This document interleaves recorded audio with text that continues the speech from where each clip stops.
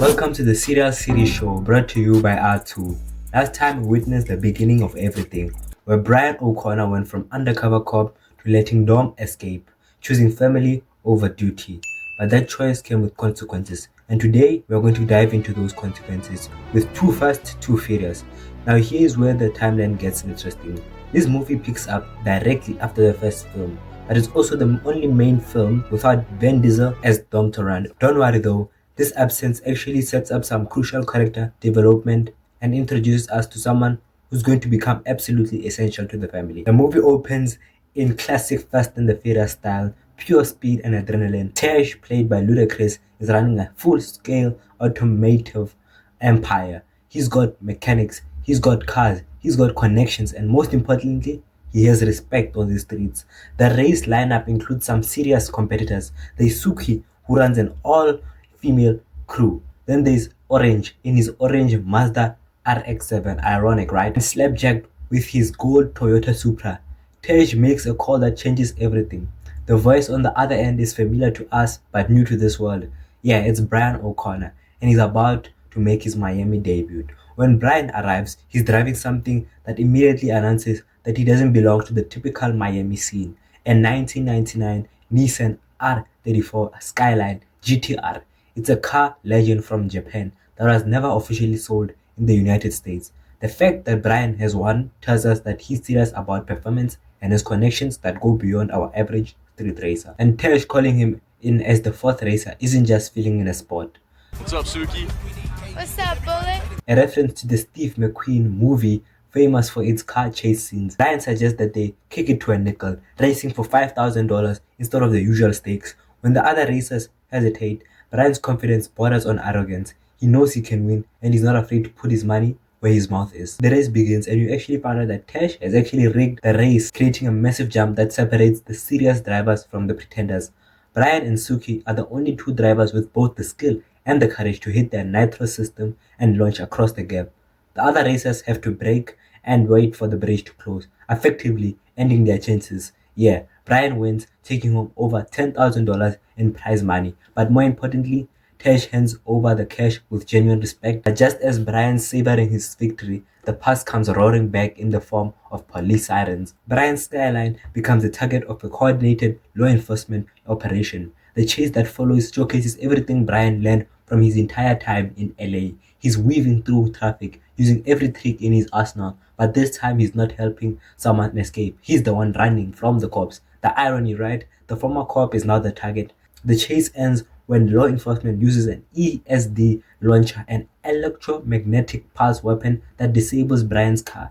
Brian's taken into custody and his new life in Miami comes crashing down around him. The agents who arrest him aren't Miami PD. Yeah, they are FBI. And when Brian wakes up in the interrogation room, he's face to face with a familiar face. Yeah, FBI Agent Bilkins, the same agent who ran his undercover operation in Los Angeles. Agent Bilkins isn't alone this time. He's partnered with the U.S. Customs agent Markham, and they've got a proposal for Brian that's both an opportunity and a threat. They know exactly who Brian is, they know what he did in LA, and they know he's been living as a fugitive in Miami. The target is Carter Verone, an Argentinian drug lord who runs the biggest import-export business in Florida. Verone's operation is sophisticated. He's been successfully getting drugs into Miami, but law enforcement has made it harder for him to get his money out. He's sitting on millions in cash, and customs believes he's planning one final run to get the money out of the country. The problem is that Verone is smart and paranoid. He's been under surveillance for a year without law enforcement being able to connect him directly to the money. They've got an undercover agent, Monica Fuentes, working inside his organization, but they need drivers, people who can get close to Verone's operation and help catch him in the act. Markham wants Brian to work with Agent Dunn, but Brian immediately sees the flaw in his plan. Be better motor for my Skyline, a Gallo 12 or a Gallo 24?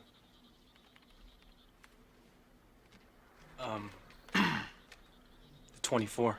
Gallo is essentially a wine company, not a car manufacturer. So yeah, Brian realizes that sending a federal agent who doesn't know cars into a street race operation is suicide. So Brian makes a counter offer. He will do the job, but only if he gets the choice to choose his partner. He needs someone who can drive, someone who understands the culture, and someone he can trust with his life. He's got someone in mind, a childhood friend named Roman Pearce. Roman is on house arrest, wearing an ankle bracelet that prevents him from going more than 100 yards from his house. When Brian calls out to him, Roman attacks Brian on sight. Roman blames Brian for his 3-year prison sentence.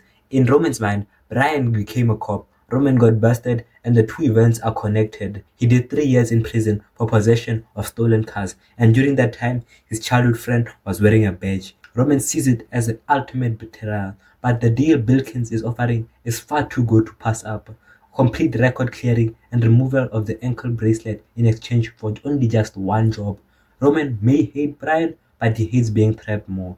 After a tense negotiation, Roman agrees to the mission. Brian and Roman are introduced to Monica Fuentes. She's their inside connection, and she's arranged for Brian and Roman to audition as drivers. The attraction between Brian and Monica is immediate and obvious, much to Roman's concern. Roman has seen Brian get distracted by women before, and he knows that mixing business with pleasure in an undercover operation is damn near borderline dangerous. Carverone introduces himself through a test that immediately establishes his intelligence, paranoia, and ruthlessness.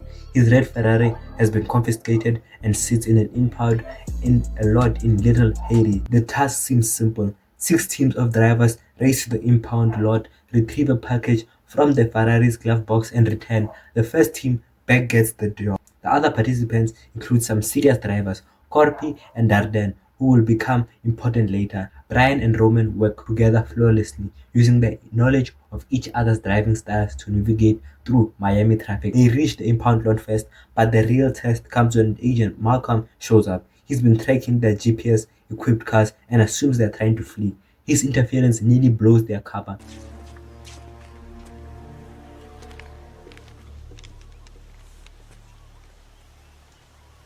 Hey, man, you got something to eat up in there?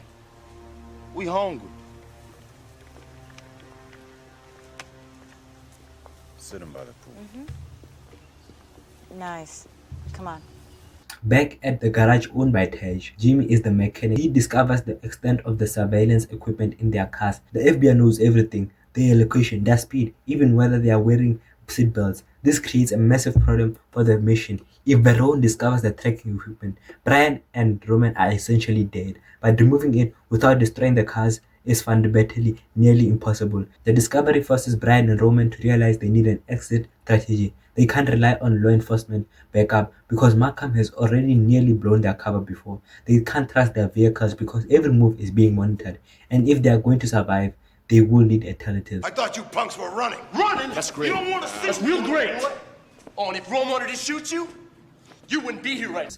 Brian and Roman decide they need backup cars, clean vehicles without tracking devices, something they can use if their primary plan goes wrong. But how do you even get that car in the first place? Yeah, well, the solution is pink slip racing against Corpi and Darden. Remember them? Brian proposes a tag team style race where each team runs down and back, with the winning team taking both losers' cars. It's all or nothing. The strategy Brian and Roman develop is to save the nitrous for the return leg. Let the muscle cars think they have the advantage on the first run, then use superior handling and nitrous to make up ground on the way back.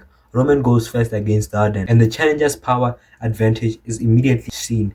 Darden takes an early lead and maintains it through most of the run, but Roman is staying close enough to make his move when it matters. On the return leg, Roman's driving skills and the Eclipse's handling give him the edge he needs. Brian's run against Corpi is even more dramatic. The Camaro is faster in straight line, but Brian uses every trick he's learned. They win. They've successfully acquired 2 clean, powerful cars that aren't on anyone's radar. That night, Veron invites Brian and Roman to his nightclub, and this is where we see the drug lord's true nature. The club scene starts as typical Miami nightlife. Beautiful people, beautiful women, expensive cars, flowing champagne, yeah, Hennessy. But it quickly turns into something much darker when Veron introduces them to Detective Whitworth. Whitworth is a corrupt Miami police detective who's been on Veron's peril for years, but now he's trying to back out of one final job, and Veron can't allow it. Veron tortures Whitworth using a rat, a champagne bucket, and a blowtorch. I mean, I must say, this is creative torturing. Veron explains that he needs a 15-minute window where all police surveillance disappears. Whitworth will use his position to coordinate this window, giving Brian and Roman time to complete their delivery. but the threat is clear. The scene also reveals Baron's suspicions about Monica. He's noticed that Veronica has been speaking affectionately to Brian and warns about getting too close. In Veron's world, emotions are weaknesses that need to be exploited, and he's always watching for signs of betrayal. The morning of the job, Brian wakes up to find Monica's beautiful face on his board. She's taken a huge risk coming to see him, but she has critical information. Veron plans to kill both Brian and Roman after they complete the delivery. She's overheard Veron giving orders to Enrique and Roberto, his primary enforcers. Monica's warning creates a terrible dilemma. If Brian and Roman don't make the delivery, they'll be arrested and charged with their previous crimes. But if they do make the delivery, they'll be executed. They are trapped between law enforcement and a drug lord with no good options. The warning is interrupted when Enrique and Roberto arrive looking for Monica. A confrontation ensues, with Roman creating a distraction while Monica escapes. But the incident confirms Baron's suspicions. There is clearly something going on between his logistics coordinator and one of his new drivers. When they explain that Baron plans to kill them, Markham's response is essentially, yeah, too bad. The mission is more important than the lives of two ex-convicts, and Markham makes it clear that failure isn't an option. The day of the operation comes. Brian and Roman split the money between their two cars and begin the drive to the keys. But within minutes, they are being pursued by Miami PD. The 15-minute window becomes a full-scale chase. The chase leads to Taj's warehouse, where a massive scramble has been organized. Dozens of cars, motorcycles, drivers create chaos, giving Brian and Roman the opportunity they need to disappear. In the confusion, Tej and Suki drive the GPS-tagged Mitsubishis while Brian and Roman escape in their clean muscle cars. It's a perfect misdirection. Law enforcement continues tagging the Mitsubishis while the real delivery continues in vehicles they can't trace. Check us out right here, homie. So what you doing, man?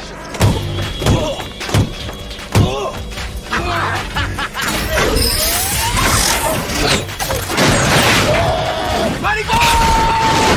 Ejectocito, cuz! It worked! I love this button!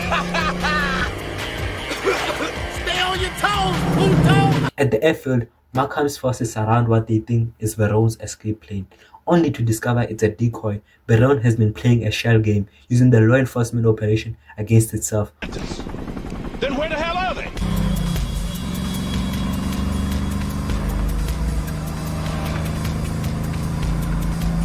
Get off at Tarpon Point. Tarpon Point? There's no airstrip at Tarpon Point. Who said anything about an airstrip?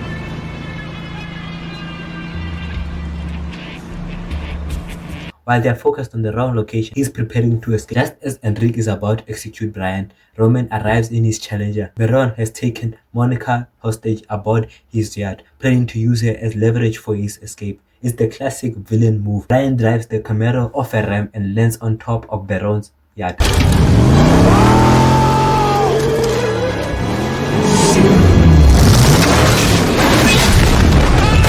Brian, Roman, and Monica work together to subdue him. With Veron captured and his operation shut down, the mission is technically successful. Markham upholds his end of the deal. Brian and Roman's records are cleared and they are free to start new lives. Roman hands over Veron's cash, completing their obligation to law enforcement. But there's one more twist. Brian and Roman have kept some of the money for themselves. And we ain't hungry no more either, bruh.